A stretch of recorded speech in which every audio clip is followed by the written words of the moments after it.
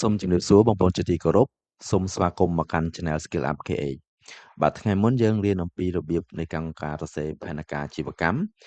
នៅក្នុងចំណុចនេះយើងនឹងរៀនអំពីមេរៀនទី1ដែលស្ថិតនៅក្នុងផែនការអាជីវកម្មដែលក្នុងមេរៀនទី1គឺនិយាយអំពីរបៀបសរសេរសេចក្តីសង្ខេបនៃផែនការអាជីវកម្មដែលវាគឺជាមគ្គុទ្ទេសក៍ដ៏ពេញលេញសម្រាប់ទាក់ទាញការវិនិយោគបាទយើងសូមបន្តទៀត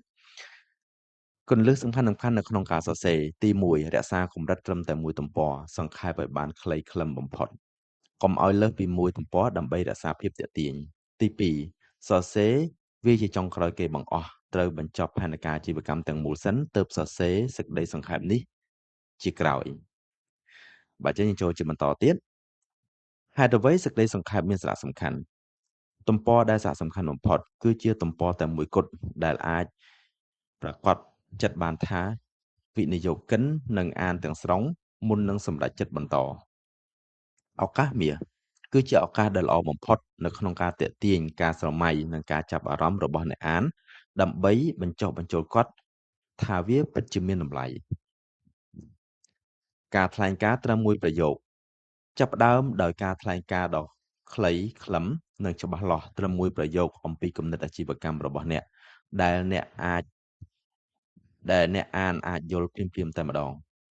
គន្លឹះហ្នឹងគឺមានន័យថាធ្វើឲ្យអ្នកអានមើលឃើញរូបរាងអាជីវកម្មរបស់អ្នកនៅក្នុងចិត្តគាត់បាទចូលដល់ slide បន្តទៀតការកំណត់ទីផ្សារគោលដៅតើអ្នកលក់ឲ្យអ្នកណារៀបរាប់អំពីទំហំទីផ្សារនិងក្រុមមនុស្សដែលអ្នកកំពុងតម្រង់ឆ្ពោះទៅរក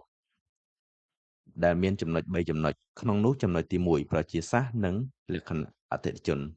ចំណុចទី2ទំហំសក្តានុពលនៃទីផ្សារចំណុចទី3និន្នាការនៃការរីកចម្រើនបាទអញ្ចឹងជាបន្តទៀតអត្ថប្រយោជន៍នៃផលិតផលនិងសេវាកម្មគឺយើងត្រូវដោះស្រាយបញ្ហាតើផលិតផលរបស់អ្នកជួយសម្រួលការលំបាកអ្វីខ្លះដល់អតិថិជនចំណុចទី2តម្លៃបន្ថែមអត្ថប្រយោជន៍ជាក់លាក់ដែលផលិតផលរបស់អ្នកដទៃមិនមាន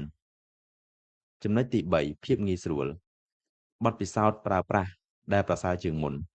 ចំណុចទី4ប្រសិទ្ធភាពសេដ្ឋកិច្ចជួយសន្សំសំចៃពេលវេលានិងថវិការបស់អតិថិជនបាទជាបន្តទៀតយើងចូលដល់អ្វីដែលយើងត្រូវសរសេរបន្ថែមទៀតនៅក្នុងសេចក្តីសង្ខេបហ្នឹងកត្តាពិសេសប្លែកៗអ្វីដែលធ្វើឲ្យអ្នកលេចធ្លោជាងគេកត្តាទាំងនេះជួយបង្កើនឱកាសទទួលបានជោគជ័យនិងការពារអ្នកពីគូប្រកួតប្រជែង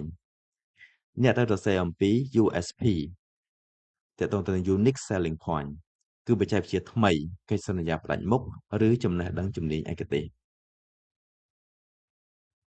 សមត្ថភាពរបស់ក្រុមការងារគ្រប់គ្រង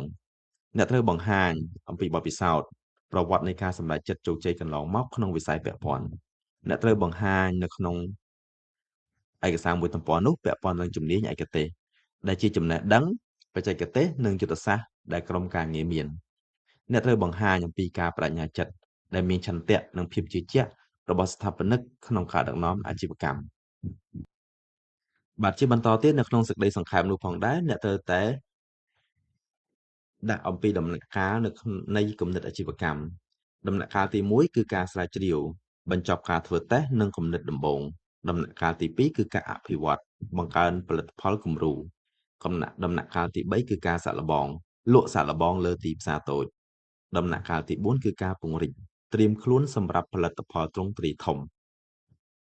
បាទជាបន្តទៀតអ្នកត្រូវបន្ថែមអំពីតម្រូវការហិរញ្ញវត្ថុនៅក្នុងនោះផងដែរសេត្រួសទី1គោលបំណងទី2ចំនួនថវិកាទី3ការបដិឆេទត្រូវការដែលក្នុងវត្ថុបំណងឬក៏គោលបំណងនោះអ្នកត្រូវសរសេរអំពីឧទាហរណ៍ដូចជាការទិញគ្រឿងចក្រនិងឧបករណ៍ចំណាយថវិកាចំនួនចុចហើយការបដិឆេទខែនិងឆ្នាំជាដើមគោលបំណងទី2ឧទាហរណ៍អាចជាយុទ្ធសាស្ត្រទីផ្សារនិងការផ្សព្វផ្សាយដែលមានចំនួនថវិកាចុចហើយនឹងការបដិឆេទត្រូវការដែលមានខែនិងឆ្នាំជាដើមចំណុចទី3អ្នកអាចបង្ហាញពីគោលបំណងនៅក្នុងនោះផងដែរទាក់ទងនឹងដើមទុនបង្វិលដែលចំនួនថវិកានៅក្នុងនោះយើងត្រូវការចំនួនចុចហើយក៏ការបរិច្ឆេទដែលត្រូវការគឺខែនិងឆ្នាំដែលមាននៅក្នុងនោះផងដែរបាទជាបន្តទៀតអ្នកត្រូវបំពេញពាក់ព័ន្ធទៅនឹងហានិភ័យនិងផលចំណេញត្រឡប់មកវិញដែលក្នុងឆ្នាំទី1ក្នុងការវិនិយោគអាច20% return on investment ឆ្នាំទី2ការរីកចម្រើន អាចដល់45% return on investment និងឆ្នាំទី3ភាពជោគជ័យអាច80% return on investment ចំណាំនៅក្នុងការព្យាករណ៍ផ្អែកទៅលើទិន្នន័យទីផ្សារបច្ចុប្បន្ននិងយុទ្ធសាស្ត្រគ្រប់គ្រងហានិភ័យបាទនៅក្នុងនេះផងដែរយើងសូមបញ្ចប់ត្រឹមប៉ុណ្ណេះនៅក្នុងមេរៀនទី1បាទសូមអរគុណសូមជម្រាបលា